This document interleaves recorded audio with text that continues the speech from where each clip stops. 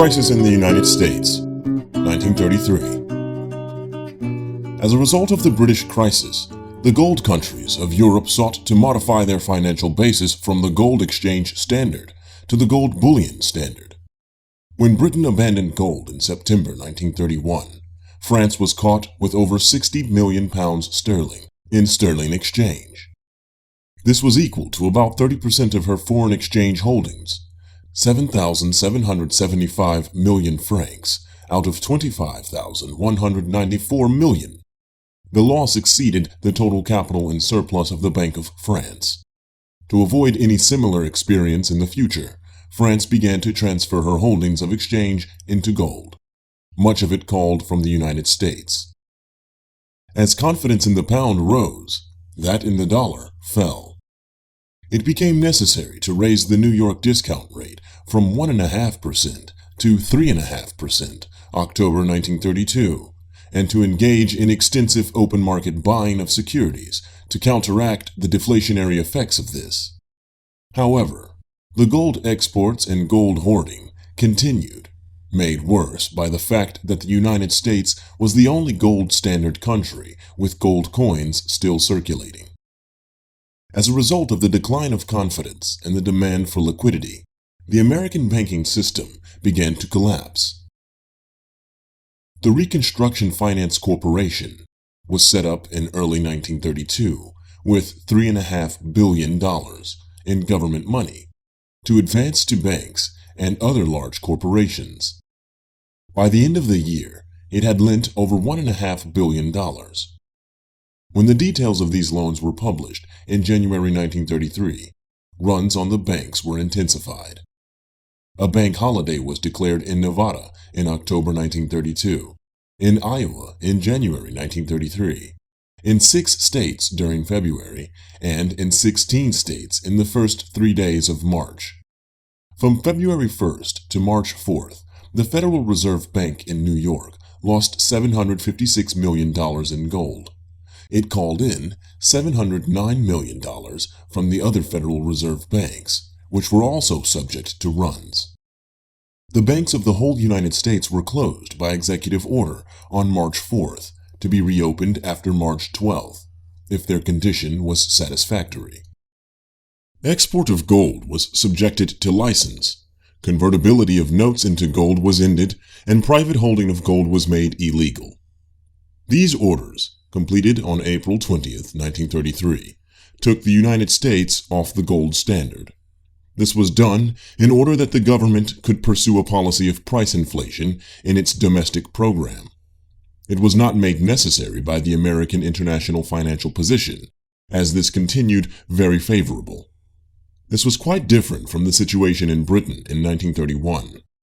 London had left gold unwillingly and had followed an unorthodox financial program afterward.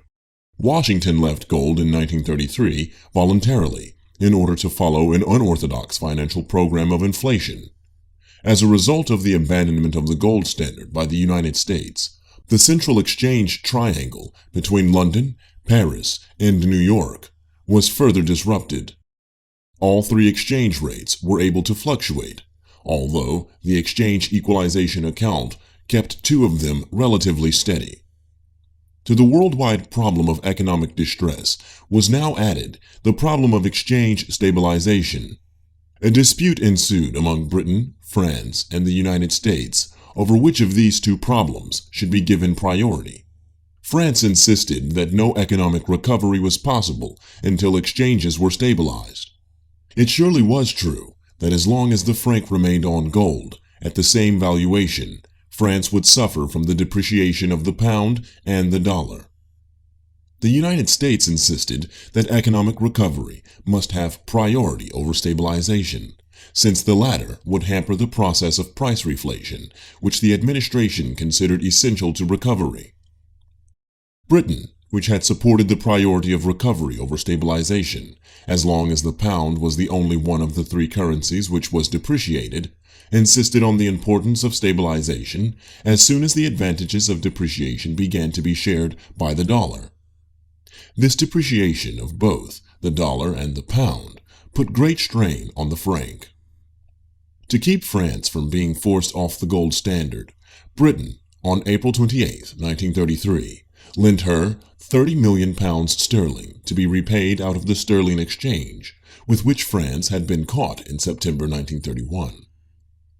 Until the middle of 1933, the exchange equalization account was used by Britain to prevent any appreciation of the pound. This was countered in the United States by the inflationary Thomas Amendment to the Agricultural Adjustment Act, May 12, 1933. This amendment gave the president the power to devaluate the dollar up to 50%, to issue up to $3 billion in fiat money, and to engage on an extensive program of public spending. The World Economic Conference, 1933. This dispute over the priority of stabilization or recovery reached its peak in the World Monetary and Economic Conference held in London from June 12 to July 27, 1933. A preparatory commission of experts drew up a series of preliminary agreements for countries on gold or off, with exchange controls or without, but no agreement could be obtained at the conference itself. Britain and France tried to get the dollar to join them in a temporary de facto stabilization in preparation for a real agreement. The franc and pound had already been pegged to each other at 84 francs per pound, which gave a London gold price of 122 shillings. The United States refused to join in any temporary stabilization because of the success of the administration's domestic recovery program. The General Price Index in the United States rose by 8.7% from February to June 1933, and farm products rose by 30.1%. The mere hint of a stabilization agreement was sufficient to cause a sharp break in the rise of security and commodity prices, June 14, 1933. So, Roosevelt broke off all negotiations towards stabilization, July 3, 1933. The World Economic Conference, as Professor William Adams Brown wrote, broke up on 4 great negatives. The countries which had adopted trade restrictions refused to abandon them without currency stabilization. The countries on the gold standard refused to accept price increases as a road to recovery because of fear of inflation. Great Britain wanted price increases but refused to permit an unbalanced budget or a public works program. And the United States, which was seeking recovery through inflation and public works, refused to hamper the program by currency stabilization. As a result of the failure of the economic conference, the countries of the world tended to divide into 3 groups: a sterling bloc, a gold bloc, and a dollar bloc. The gold and sterling blocs were formally organized, the former on July 3rd and the latter on July 8th. A struggle ensued among these 3 in an effort to shift the economic burdens of past mistakes from one to another. A great deal has been written since 1933 in an effort to apportion the blame for the failure of the World Economic Conference. It is a futile task. From the point of view of narrow self-interest, in the short run, all countries were correct in their actions. From the wider point of view of the world as a whole, or of the long-run results, all countries were worthy of blame. By 1933, the day in which any country could follow a policy of short-run self-interest and remain under liberal capitalism was past. For technological and institutional reasons, the economies of the different countries were so intertwined with one another that any policy of self-interest on the part of one would be sure to injure others in the short run, and the country itself in the long run. Briefly, the international and the domestic economic systems had developed to a point where the customary methods of thought and procedure in regard to them were obsolete. The reason why a policy of short-run self-interest on the part of one country was in such sharp conflict with any similar policy pursued by another country does not rest on the fact that the interests of one country were adverse to those of another. That would have been a problem to be treated by simple compromise. The conflicts between economic nationalisms were based on the fact that, viewed superficially, the crisis took entirely different forms in the chief countries of the world. In the United States, the most obvious manifestation of the crisis was low prices, which, by 1933, made the whole banking system insolvent. High prices became, thus, for the United States, the chief goal of debtors and creditors alike. In Britain, the most obvious manifestation of the crisis was the outflow of gold, which jeopardized the gold standard. A rectification of the international balance of payments, rather than a rise in prices, thus became the chief immediate aim of British policy. In France, the crisis appeared chiefly as an unbalanced internal budget. The French gold supply was more than adequate, and prices, as a result of the substantial devaluation of 1928, were considered extremely high. But the unbalanced budget created a great problem. If the deficit were filled by borrowing, the result would be inflationary and injurious to the creditor classes who had suffered so greatly in the 1920s. If the deficit was filled by taxation, this would lead to deflation, with its decline in business activity, and a flight of capital out of the country. To the French government, the only way out of this dilemma was to be found in an increase in business activity, which would increase the tax yield without any rise in rates. It could see no value in the American concern with higher prices, or the British concern with trade balances as short-run objectives. This contrast between the various kinds of impact which the economic and financial crisis made on the various countries could be extended to lesser countries. In Switzerland, where gold reserves were well over 100%, the chief problem was hot money. In Germany, the chief problem was foreign debts, but this soon developed into a combination of all the ailments which were afflicting other countries: low prices, unfavorable balance of trade, unbalanced budget, panicky short-term loans, and so on. In the Netherlands and in the countries of Eastern Europe, the chief problems was segmentation of prices, that is, the prices of food and raw materials, which they sold, fell faster than the prices of manufactured goods, which they bought. As a result of the crisis, regardless of the nature of its primary impact, all countries began to pursue policies of economic nationalism. This took the form of tariff increases, licensing of imports, import quotas, sumptuary laws restricting imports, laws placing national origin, trademark, health, or quarantine restrictions on imports, foreign exchange controls, competitive depreciation of currencies, export subsidies, dumping of exports, and so on. These were first established on an extensive scale in 1931 and spread rapidly as a result of imitation and retaliation. As a result of such economic nationalism, it soon appeared that the disappearance of the old multilateral system of world finance, centering in London, would be followed by the breaking of the multilateral system of world trade, also centering in Britain, into a number of partially segregated markets operating on a bilateral basis. International trade declined greatly, as the following figures indicate. Value of trade in millions of dollars. Year: 1928. Europe's trade: $58,082 million. World's trade: $114,429 million. Year: 1932. Europe's trade: $24,426 million. World's trade: $45,469 million. Year: 1935. Europe's trade: $20,762 million. World's trade: $40,302 million. Year: 1938.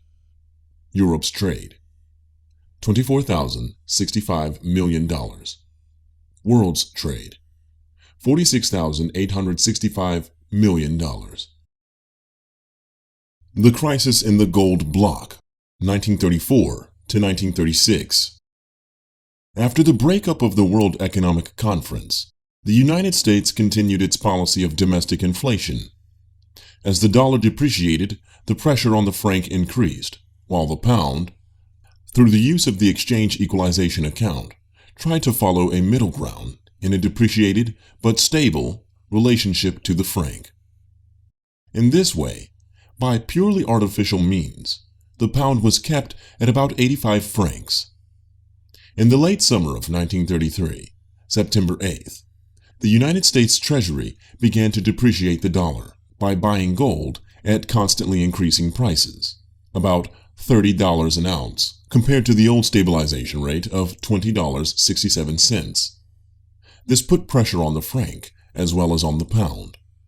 Deflation became increasingly severe in France, and, in October 1933, a budget deficit of over 40 billion francs gave rise to a cabinet crisis.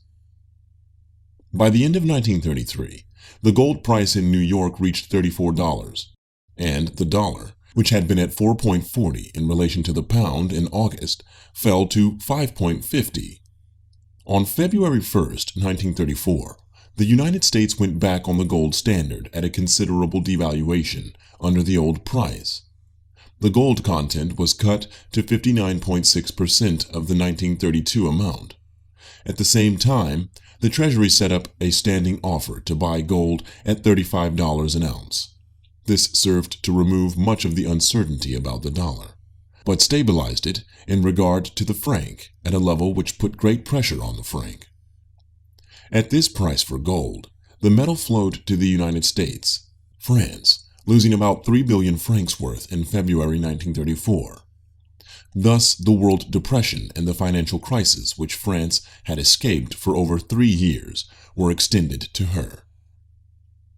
France had been able to escape because of her drastic devaluation in the 1920s, her well-balanced economy, and her ability to keep down unemployment by placing restrictions on the entrance of seasonal labor from Spain, Italy, and Poland. The crisis of the pound in September 1931 had begun to spread the crisis to France, and the crisis of the dollar in 1933 had made the situation worse. The American action of 1934, which gave the world a 59-cent dollar and $35 gold, made the position of the gold bloc untenable. They had to suffer a severe deflation, or abandon gold, or devaluate. Most of them, because they feared inflation, or because they had foreign debts which would increase in weight if their currency was to depreciate, permitted deflation with all its suffering. Italy even ordered deflation by decree in April 1934, in order to maintain business activity by forcing costs down as much as prices. Eventually, all members of the gold bloc had to abandon gold to some extent because of the pressure from the dollar. Belgium was the first member of the gold bloc to yield, setting up exchange controls on March 18, 1935, and devaluating the Belgia to about 72% of its former gold content on March 30th. The final blow which forced the change was the British tariff on iron and steel, established on March 26, 1935. As a result of this quick and decisive devaluation, Belgium experienced a considerable amount of economic recovery. Almost at once, production and prices rose, while unemployment fell. The other members of the gold bloc did not profit by the example of Belgium, but determined to defend the gold content of their currencies to the limit. France was the leader in this movement, and by her policy was able to influence the other members of the bloc to resist with the same vigor. This determination of France to defend the franc is to be explained by the fact that the great mass of Frenchmen were creditors in some way or other, and having lost 4/5 of their savings in the inflation of 1914 to 1926, did not view with any pleasure another dose of the same medicine. In this effort to defend the franc, France was aided greatly by the activity of the British exchange equalization account, which bought francs in enormous quantities whenever the currency became very weak. By 1935, the resources of the account, capable of being devoted to this purpose, were largely expended, and the franc fell below the gold export point for long periods. The Bank of France raised its discount rate from 2.5% to 6%, May 23 to 28, 1935, with depressing economic results. Laval, in July, obtained emergency powers from the Assembly and adopted a policy of deflation by decree, cutting ordinary public expenditures for the year from 40 billion to 11 billion francs, cutting all public salaries by 10%, and also reducing all rents, the cost of public utilities, and the price of bread. In this way, the strain on the gold reserves, which fell to 16 billion francs during 1935, was relieved at the cost of increased depression. By September, the franc was still overvalued, as far as costs of living was concerned, by about 34% as compared to the pound, and by about 54% as compared to the dollar. The deflation necessary to bring French prices down to parity with the prices in the depreciated currency countries could not be obtained. By the end of 1935, the government had abandoned the effort and, by borrowing to meet budgetary deficits, had turned France toward inflation. Gold began to leave the country again, and this exit became a flood after a government of the left led by Blum came to power in June 1936. The Blum Popular Front government tried to follow an impossible program: inflation on gold. It sought inflation to relieve depression and unemployment, and sought to remain on gold because this was insisted on by both the communist and bourgeois supporters of the government. In an effort to restore confidence and slow the flight from the franc, it became necessary for Blum formally to disavow any intention of installing a socialist program. The right thus discovered that it could veto any action of the left government merely by exporting capital from France. The flight of such capital continued through the summer of 1936, while Blum negotiated with Britain and the United States regarding devaluation of the franc. On September 24, 1936, the bank rate was raised from 3% to 5%, and on the following day, a three-power currency declaration announced that the franc would be adjusted. Exchange stability would be maintained thereafter through the stabilization funds, and trade restrictions would be relaxed. The French devaluation law of October 2, 1936, provided that the gold content of the franc would be reduced to an amount from 25.2% to 34.4% of the old figure of 65.5 milligrams. From the profits obtained by thus revaluing French gold reserves, an exchange stabilization fund of 10 billion francs was set up. Although the French devaluation of September 1936 shattered the gold bloc and forced the other members of the bloc to follow suit, it did not end the period of deflation. The reasons for this were chiefly to be found in the complete mismanagement of the French devaluation. This decisive event was delayed too long, at least a year after it should have been done, a year during which gold steadily flowed from France. Moreover, when the devaluation came, it was insufficient and left the franc still overvalued in relation to price levels in the other great powers. Furthermore, the devaluation was shrouded with uncertainty, since the law permitted the government to devalue to any gold content between 43 and 49 milligrams. By stabilizing at about 46 milligrams, the government prevented any revival of confidence because of a danger of a further devaluation to 43 milligrams. By the time the government realized that a further devaluation was necessary, the situation had deteriorated so far that a devaluation to 43 milligrams was worthless. Finally, in the devaluation law, the government took punitive measures against gold hoarders and speculators, seeking to prevent them from reaping the profits they would obtain by converting their gold back into francs at the new value. As a result, the exported and hoarded gold did not return, but stayed in hiding. Thus, the financial, budgetary, and economic difficulties in France continued. By the middle of 1937, they had become so bad that the only possible solutions were exchange control or a drastic devaluation.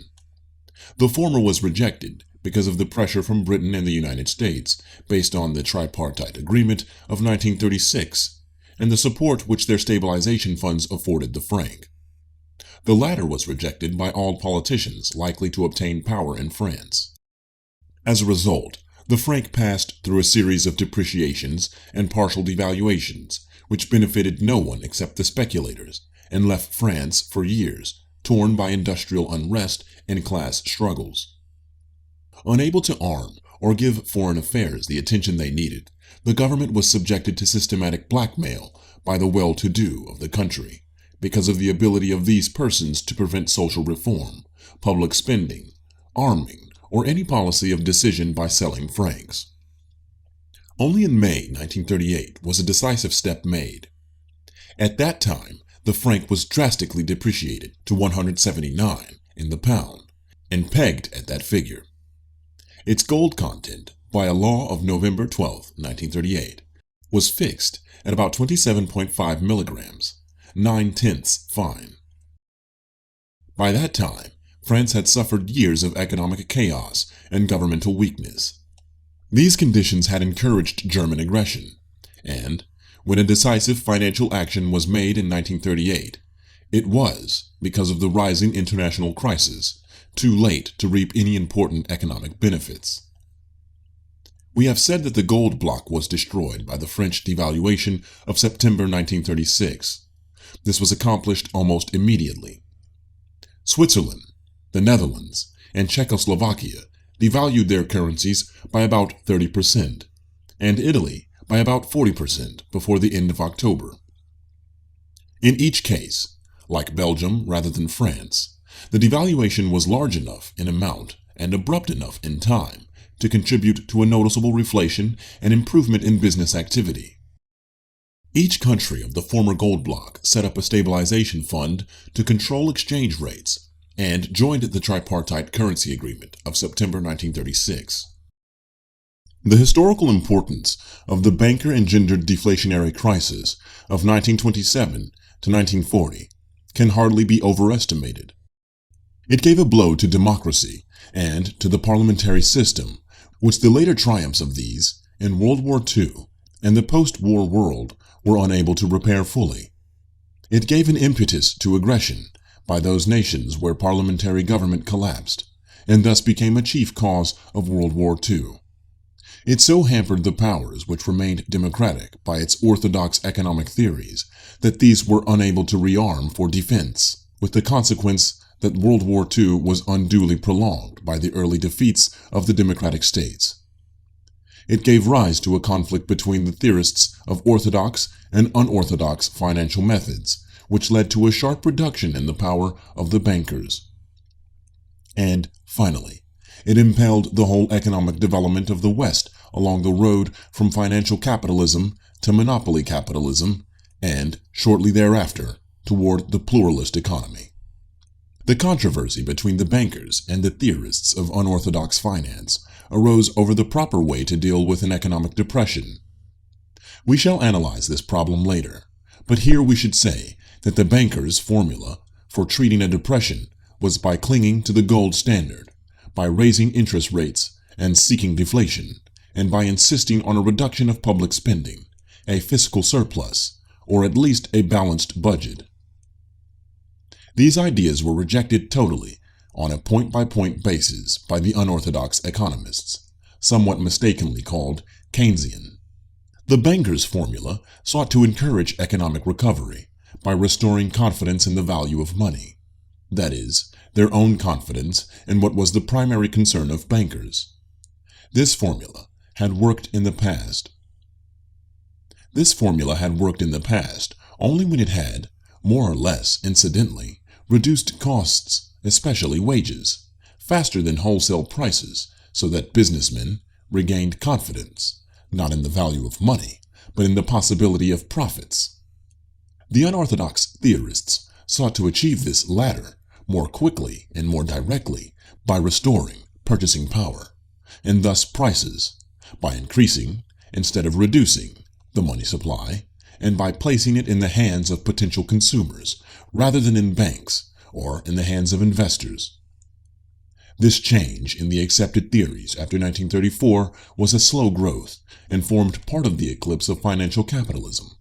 In the long run, it meant that banks would be reduced from the masters of the economy to become its servant in a situation where the major economic decisions would not be based on the supply of money, but on the supply of organization of real resources. As a matter of fact, the whole relationship of money and resources remained a puzzle to many and was still a subject of debate in the 1950s. But at least a great victory had been won by man in his control of his own destiny when the myths of orthodox financial theory were finally challenged in the 1930s. The end of financial capitalism may well be dated at the collapse of the gold standard in Britain in September 1931. But on the personal side, it might be dated at the suicide of its most spectacular individual, the Match King, Ivar Kruger, in Paris in April 1932. Ivar Kruger, 1880 to 1932, after several years' experience as an engineer in America and South Africa, set up in Stockholm in 1911 the contracting firm of Kruger & Toll. By 1918, this firm was a financial company with a capital of 12 million kroner, and chiefly interested in the Swedish Match Company, a holding company organized by Kruger. Within a decade, Kruger had control of over 150 match companies in 43 countries. The securities of these firms were controlled through a Delaware corporation called International Match Company. This holding company sold millions of dollars of securities with no voting rights, while control was exercised through a small block of voting stock held by Kruger & Toll. By granting loans to the governments of various countries, Kruger obtained match monopolies, which brought in substantial sums. In all, £330 million was lent to governments in this way, including $75 million to France and $125 million to Germany. In return, Kruger obtained control of 80% of the world's match industry, most of Europe's paper and wood pulp production, 14 telephone and telegraph companies in 6 countries, a considerable part of the farm mortgage system of Sweden, France, and Germany, 8 iron ore mines, and numerous other enterprises, including a considerable group of banks and newspapers in various countries. The whole system was financed in a sumptuous fashion by selling worthless and fraudulent securities to investors through the most prominent investment bankers of the world. In all, about $750 million in such securities was sold, about 1/3 in the United States. The respected Lee Higginson and Company of Boston sold $150 million of these securities to 600 banks and brokers without making any investigation into their value or honesty, and received about $6 million in fees for doing so. The money thus raised by Kruger was used to advance loans to various countries to pay interest and dividends on securities issued previously, and to finance the further exploits of Mr. Kruger. As examples of these exploits, we might mention that Kruger & Toll paid dividends of 25% from 1919 to 1928, and 30% after 1929, mostly from capital. Swedish Match Company usually paid 15% dividends. This was done in order to persuade the investing public to buy more of Kruger's securities and thus keep the system going. In order to encourage this public, prospectuses were falsified, letters were forged, and the stock market was manipulated at heavy cost. Bonds were issued against the same security several times over. Most brazen of all, bonds were issued against the receipts of the match monopolies of Italy and Spain. Although Kruger possessed neither of these, he carried them on his books for $80 million and had bonds forged by himself to substantiate the claim. The long drawn-out depression of 1929 to 1933 made it impossible to keep the system afloat, although Kruger avoided no degree of corruption and deceit in his efforts to do so. In March 1932, A note for $11 million from International Telephone and Telegraph fell due, and Kruger, unable to meet it, killed himself. He left claims against his estate of $700 million, while his personal debts were $170 million, with assets of $18 million. The death of Kruger is merely a symbol of the end of European financial capitalism. For about 50 years before this event, the centralized control made possible by the financial system had been used to develop monopolistic tendencies in industry. These had been furthered by the growth of large combinations, by the formation of cartels, and by trade associations between units of enterprise, and by the increase of those less tangible restrictions on competition known as imperfect and monopolistic competition. As a result, competition had been declining, control of the market had been increasing, and self-financing by industrial units had been growing. This last development made it possible for industry, once more, to free itself from financial control as it had been in the owner-management period which preceded financial capitalism. But, unlike this earlier stage, control did not revert from financiers back to the owners of enterprise, but instead tended to shift into the hands of a new class of bureaucratic managers whose powers of control were out of all relationship to the extent of their ownership of the enterprises concerned. In France, the bankers, although in retreat when war came in 1939, had been so strengthened by the unorthodox financial policies of the 1920s that they were able to prevent any important victory for monopoly capitalism in the 1930s, with the result that the shift from financial to monopoly capitalism did not appear in France until the 1940s. In the United States, also, the transition was not complete when war came in 1939, with the result that the United States, like France, but unlike any other important country, had not shaken off the World Depression even as late as 1940.